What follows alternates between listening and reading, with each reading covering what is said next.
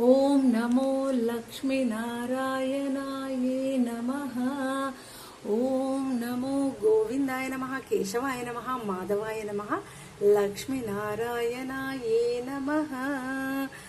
మనకిష్టమైనది ఎలాగో దేవుడిస్తాడు, కానీ బంగారు తండ్రికి ఏమి ఇష్టం?